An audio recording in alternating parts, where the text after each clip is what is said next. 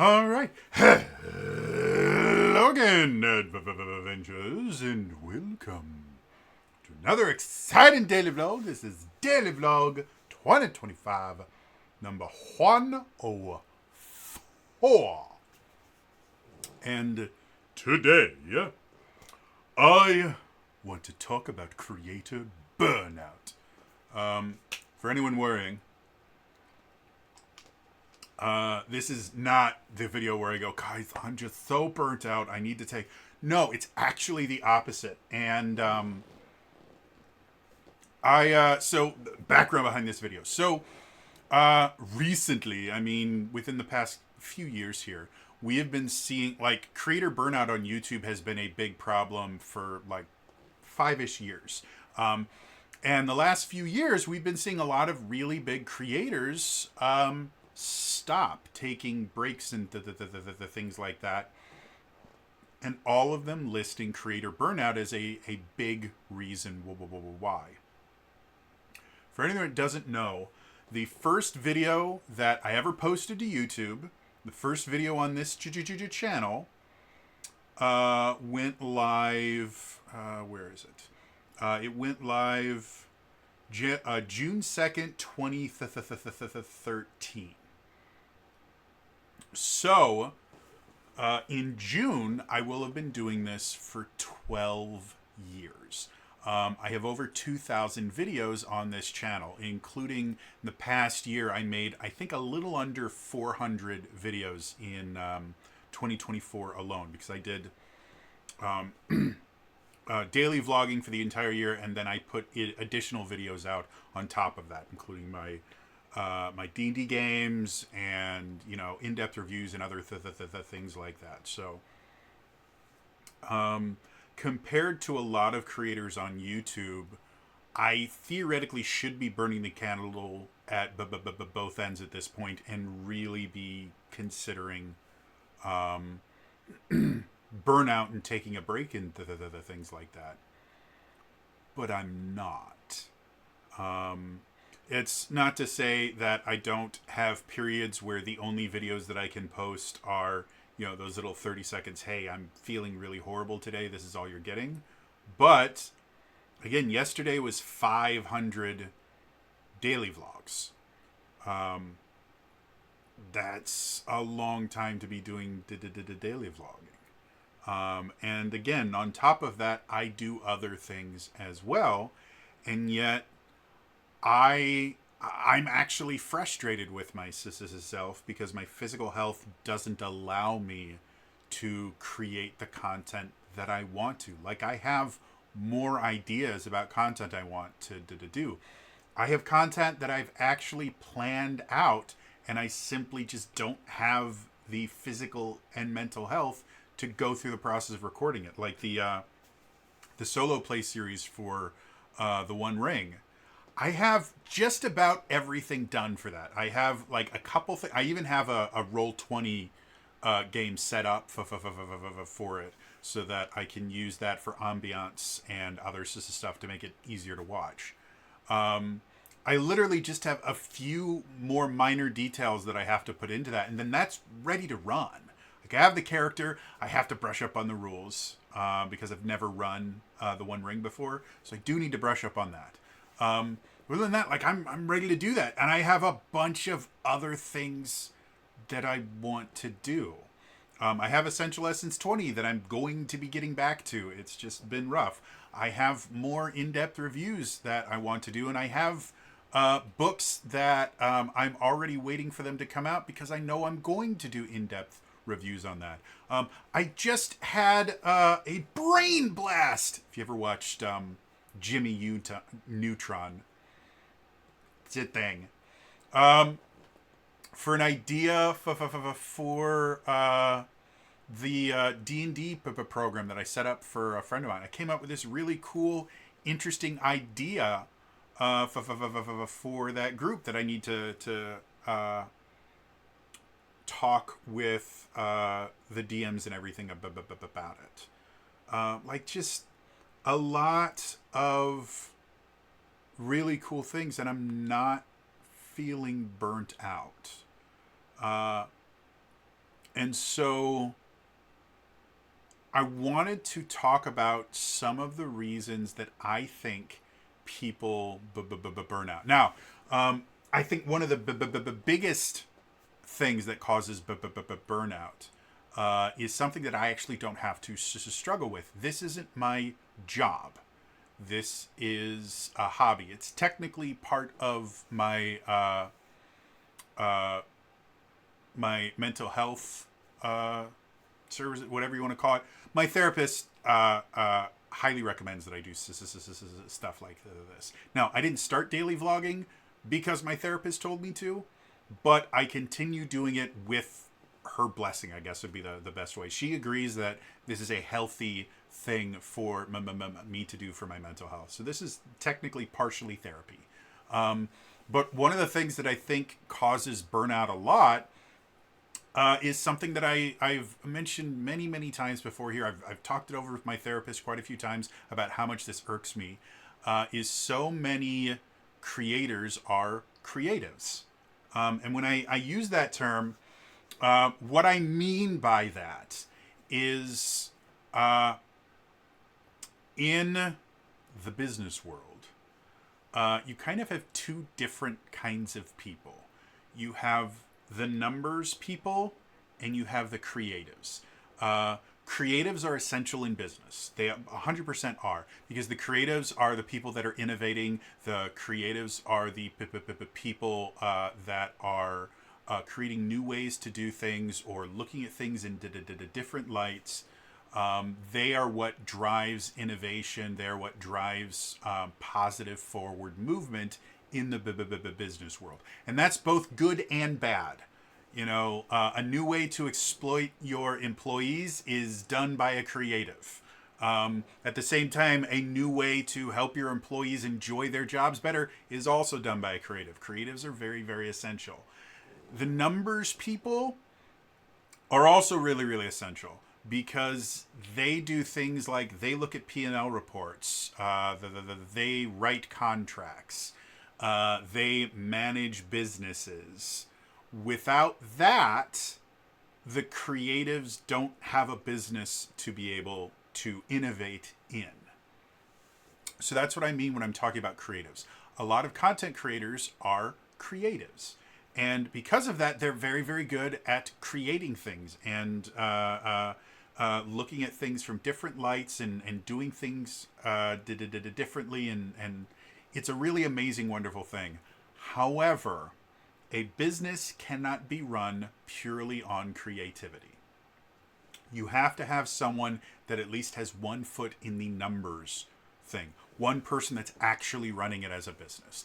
And I think one of the big things that leads to burnout is these creative people who just want to be creative fall into this trap of forcing themselves to do the business side of it and despising it for two reasons. One, running a business is a pain in the ass. I don't care how successful your business, how much you love your job, running a business is a pain in the ass. Always has been, it always will be. Because it's not just like, oh, this is the thing that I really, really love and I'm going to find a way to monetize it. Running a business is doing things like learning labor laws, learning tax law. A lot of it has to do with the laws. Learning how to interact with people you don't like.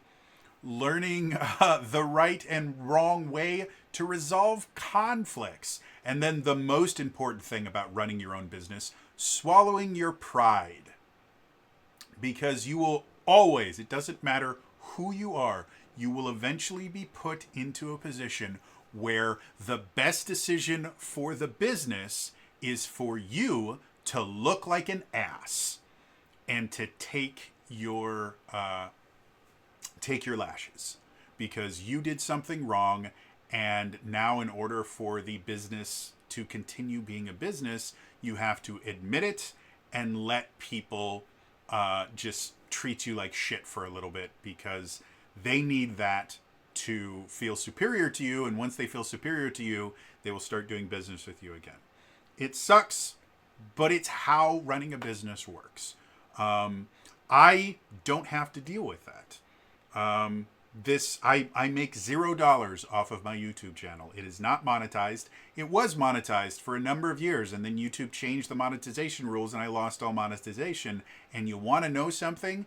In the entire time it was monetized, I never made a penny off of it, because in order to get a payout, you had to have, I think at that point, you had to have a minimum of $100 before YouTube would pay it out, and I never got anywhere close to that. So in the almost in the almost 12 years that this channel has existed, I have never made a penny off of it.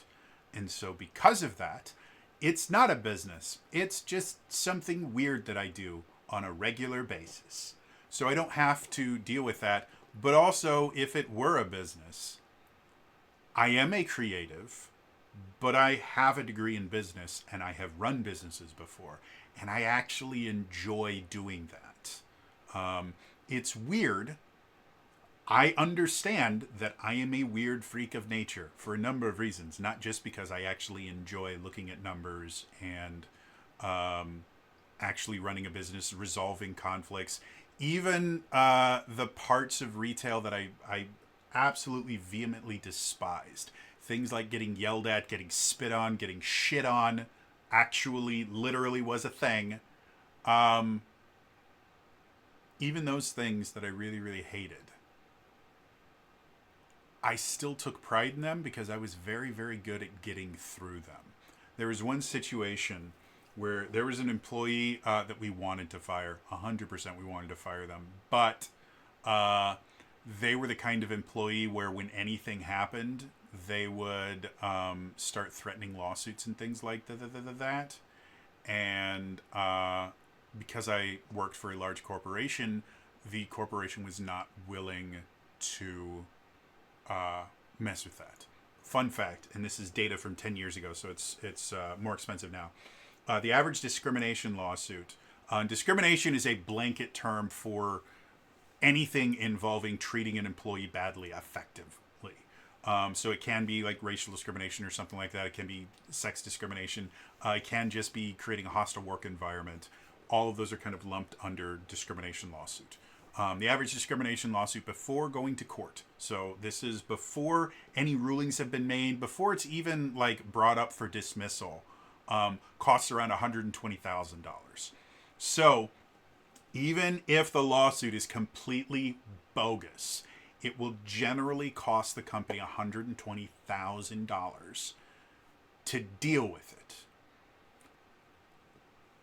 So we couldn't really touch this particular employee, and the employee hated me. So we were closing the store one night.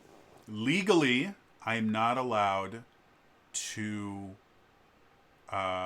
require any of my employees to work after their posted hours. So I'm not allowed to say, hey, because what had happened this particular night, we're closing down the store. The new sales were active the next day. And so the night before, one of the jobs of the closing team is you have to go around the store, and we would call it putting up the ad. Basically, you'd print off all the different sales signs, and then you'd have to put them up. And there was always a bunch of different ones. Like you had the little kind of shelf price tags that you had to put on, and then there was these little sticky things that you had to put on. Then you had big signs that you had to put on, and it was a pain in the butt. But when you had like 3 or 4 people doing it, even in a really large store, you could knock out the entire ad anywhere between about like 20 and 30 minutes. Now that's not the only thing that you do when you're closing down the store. It's just an additional step that you have to take. So we had gotten done. We had started doing the ad set as quickly as we could. It came time for the associates, because we were only scheduled for an hour after close. It was never enough time to get everything done. So we're doing the ad. I'd already closed down the office and put away all the cash and everything. And we probably have a good, like, maybe 15 minutes left of the ad. We've gotten a decent chunk of it done, but it was a large ad, and we were understaffed. And so the employees come, and they're like, hey, we're getting out of here. And knowing I can't tell them, no, we're staying until it's done, I just go, actually, if you guys want to stay, like, we've got like 10, 15 minutes left. So if you guys want, like, we can just knock this out in 10, 15 minutes. And the employee flips out. He starts screaming at me. He takes off. He was wearing like a zip up hoodie. Takes it off, throws it on the ground, starts screaming at me, telling me, come on. Like, he is doing everything he possibly can to incite me to hit him. And he's doing everything he can to encourage me to hit him because he knows if he hits me first, then he loses any ability to claim that I was attacking him or anything like that. And we have cameras everywhere. And he knows where the cameras are. We are literally sitting right in the middle of one of the camera areas when this is going on. So he's hoping to get me to punch him or hit him or shove him or something. So he's calling me every name in the book. He's screaming at the top of his lungs. He's yelling so loud that his spit is just flying. And as soon as he starts screaming, I go, okay, you can leave. And he doesn't want that. He wants me to hit him because he wants to get me fired. He hates me vehemently. He's already tried to get me fired a couple times before. It's never worked because I was a phenomenally good employee and I knew how to cover my ass. So he's screaming and he's trying to and he's kind of like flinching at me to try and make me think he's going to hit me. So I'll try and hit him first or something like that. And I'm just standing there completely serene and going, hey, all right, you need to stop. You need to stop now, okay? This is unacceptable. What you're doing right now is not okay. And I'm telling you right now, you are officially off the clock, so you have to leave the store immediately. If you don't leave right now, I'm going to have to trespass you because you are on store grounds when you're not supposed to be. So, and I'm just saying this as calm as I possibly can. Okay, I understand you don't want to be here. That's perfectly fine. Your shift is done. You've already punched out at the back. That's fine. I need you to leave. And he's, for like 10 minutes, he's just screaming and doing everything. Now, there was another employee who was a really good employee. And he's coming forward because he's this other employee's ride.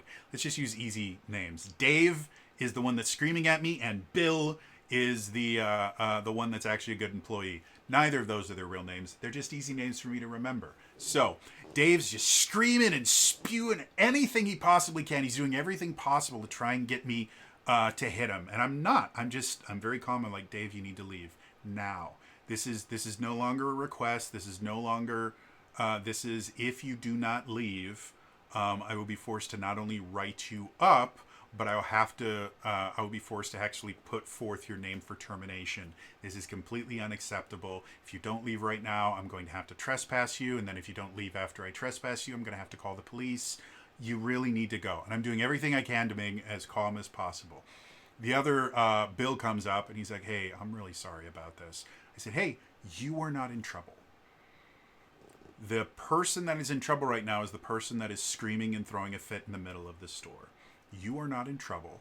He's like, but I have to go. I'd like to stay. I'd like to finish the ad, but I'm his ride. And I said, that's perfectly fine. You have worked your shift. You have done absolutely nothing wrong. If you're his ride, then go. Go ahead and take him. But he needs to leave right now.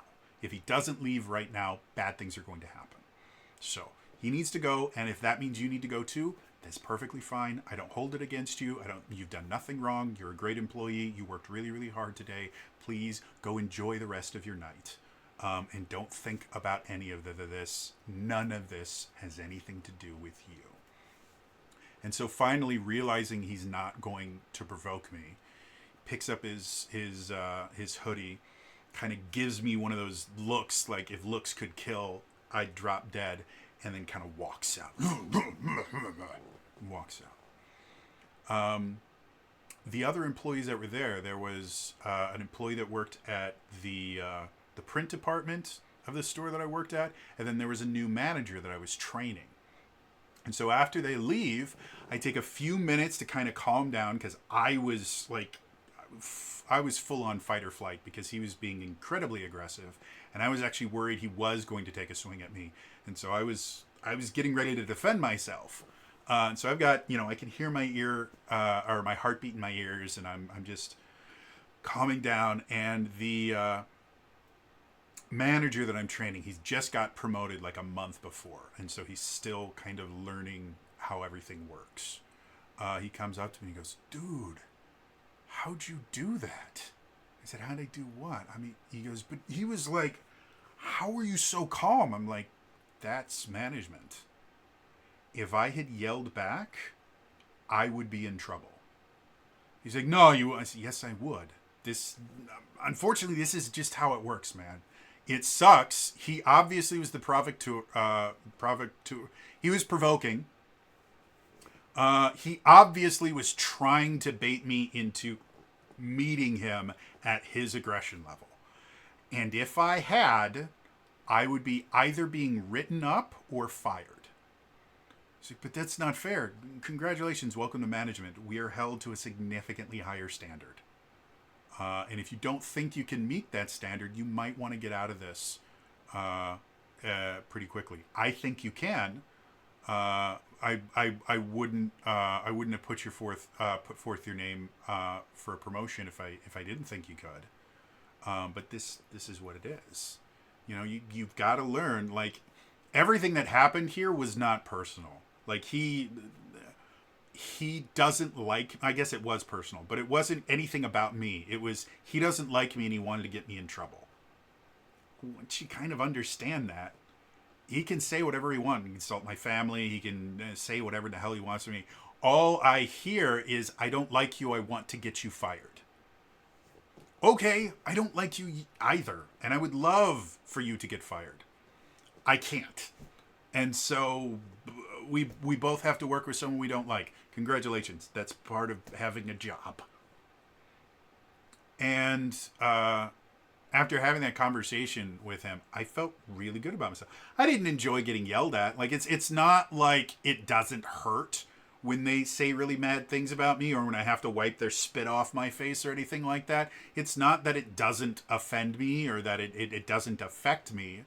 I just knew in that moment that I couldn't react. Because it would cost me my job, and I liked having a job. I didn't like my job. It sucked. But I liked having a job, and I liked being a manager, and I was very good at it. So I think if this channel were to get to the point where I could actually turn it into a business and make money, maybe even get off of disability, I don't think I would have to run the risk of burnout, because I already understand how to run a business, and I already know how to avoid that kind of burnout because I had to do it in retail. Again, I worked in office supplies for the majority of my management experience, and for office supply stores, back to school time is Christmas. Back to school at the one of the stores that I ran, like, our average like daily gross for that store was like between like 30 and 40 grand a day. Like, that's how much we did in a regular day. A single back to school, a single day during the back to school season, which lasts for about a month and a half ish, of like really heavy traffic, and that we could top $80,000 in a single day. It was bigger than Black Friday a lot of the times. And so during back to school, I would have to work 80-hour weeks, between 60 and 80-hour weeks with no breaks. Managers, technically, we were supposed to get breaks. We didn't get breaks. So I would work 12 to 16-hour shifts. We had this kind of, not really a running joke, but it was just kind of a mantra that we repeated. Once you hit 12 hours in a shift, it didn't matter if you worked 12 and a half hours or 18. It felt the same on your body. Like, your brain just stops telling you, God, this sucks, after about the 12-hour mark, and you will feel just as exhausted after a 12-hour shift as you will after a 16-hour shift. It's just how it worked, and that was kind of the mantra that all the managers kind of lived on. And we had one year where we lost like half of our management staff during back to school. So we had 3 managers trying to run a multi-million-dollar store while also running overnight shifts to reset the entirety of the store. It was nonsense. we were all just working these 12 and 16-hour shifts, and it was just unpleasant. But it was something I could do. So I think that's one of the big issues with burnout is a bunch of creatives that just not only just don't understand how to run a business, because that's something that you can learn, but are not prepared for the idea that, hey, you're going to have to learn how to run a business, and they don't consider it running a business. They're still in creative world, and they're still in, oh, I'm going to do all these really unique, amazing things, and part of those unique, amazing things involves numbers. No, you really do have to sit down, and there are some people that are just not cut out to run businesses. And at that point, they really should hire a manager for their channel to run the business side. And some people do, and their channels do exceptionally better. A lot of them don't, and you eventually get that video of, okay, this is a really tough video for me to make, but I've got to say it. I'm going to be taking a break. That's how it works. The other thing that I think has helped me avoid the burnout that so many other creators seem to suffer from is, to be blunt, it's Daily December. And my justification for this.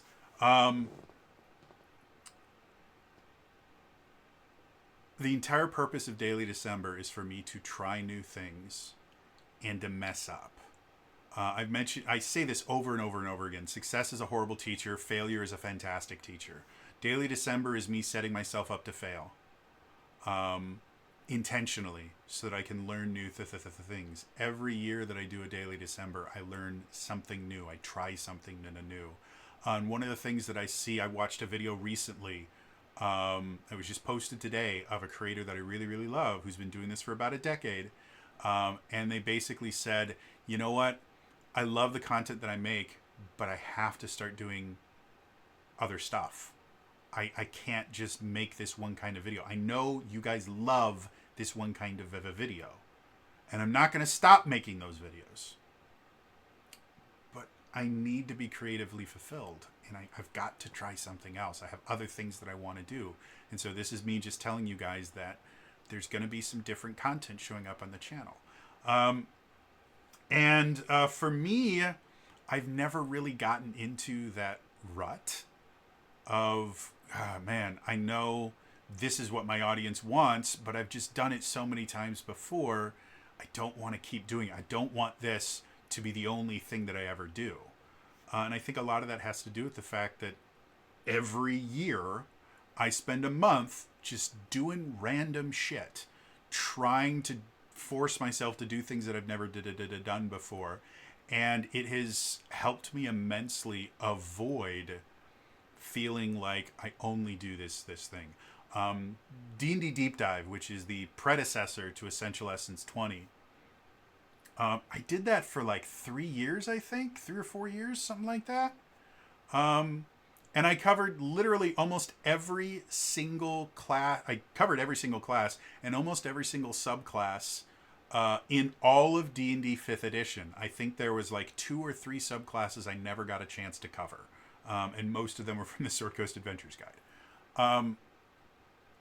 And in addition to that, I did an entire series on Final Fantasy Cross D&D, which I really enjoyed. And then I even did a little mini-series on the Star Wars 5e system. And yeah, I never got to the point where I was like, damn, I hate making these D&D deep dive videos, but I know this is what I didn't. I even reused the format for a completely different game system. And the daily vlog, again, this is the 501st daily vlog, and I'm not getting burnt out on it. I'm still coming up with new interesting things to talk about. The most recent little mini series that I've been doing, the what can we learn from these various old modules, I can't tell you how much fun I've been having with those. It's been expanding my RPG library, because I already own the Temple of Elemental Evil PDF, but I went and I picked up the Keep on the Borderlands, and then I picked up the original Ravenloft module, and reading through these old modules and just seeing what it was like to run stuff back then has been so much fun. And then doing all the research around it to find out the backgrounds on the adventures and everything like that has been so entertaining for me. And then before that, the whole game design mini series that I did, where I was talking about, okay, well, what is a fighter? You know, what is a druid? What are all these different classes, and if you are designing them in your game, what are the things that you have to create in order to have a class like this show up in your Giga game? That was so unbelievably fun. I plan on doing more of them because I love the idea of game design, and I've been doing this long enough that I think I've got a really, really good head for game design. Again, I've published my own stuff. I'm constantly homebrewing my own stuff. Been doing this for well over a decade now. And I have literally thousands of hours of active gameplay. That doesn't count prep time or anything like that. I mean, actively playing the damn game. And so, because of that, like it's an incredibly fun thing, and some of those series hit really, really well. I think Keep on the Borderlands has been one of my more impressive videos as far as views are concerned recently. Let me look. Ravenloft has 4 views right now. Keep on the Borderlands 21 views, which for my channel is not exceptional, but is better than some videos. And then Temple of Elemental Evil is only 12 views. Again, any other YouTube channel in the world, they'd be like, 12 views, nobody watched it. And me, I'm like, 12 views? I have more than 1 digit! But yeah, the different series are more or less popular, but they're still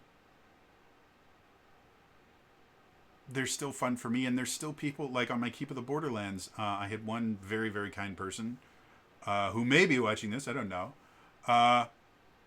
mentioned that my kind of breakdown on Keep of the Borderlands was the best one they had seen on YouTube, which just makes me feel very, very special.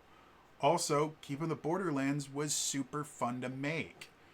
My experience with Keep of the Borderlands until I did that video was entirely through Dungeons and Dragons Online. But I have played through the Keep on the Borderlands module for D&D Online, I want to say maybe 100 times at this point. Every time I create a new character, which I create new characters constantly, because that's what I do. I create new characters, then I delete them, I create new characters. The first thing I do with every new character I make is go do Keep on the Borderlands, because it's just that much fun. It's a great module. And I've played the Temple of Elemental Evil video game by Troika, has a mod that converts it to Keep on the Borderlands, and I've played that, and I really, really loved it. Like, it's just, oh man. So anyway, this entire video is basically me bragging about how I haven't burnt out yet, despite my brain trying to kill me on a regular basis, despite bad shit happening all the time in my home, and like my life kind of really sucks. I haven't been outside in close to 4 years. I live in a basement and can't go upstairs without having panic attacks. It's not fun being me by any measure of the imagination. But this is still fun for me. This still gives me a reason to get out of bed, which becomes more and more difficult every single day. So, yeah. Interested to hear what you guys think, as always. You guys enjoying the weird shit that I'm doing? Again, I have a new in-depth review that I am literally, all I have to do is get the time to record it. So that should be coming up soon. I'm going to get back into Essential Essence 20. I promise you. It's just taken me time to get my brain to let me do it. And like I said, I have so many other things that I want to do with this channel. So, yeah. Anyway, it's going to be all for me today. And I will see you guys next time. All right? Bye-bye.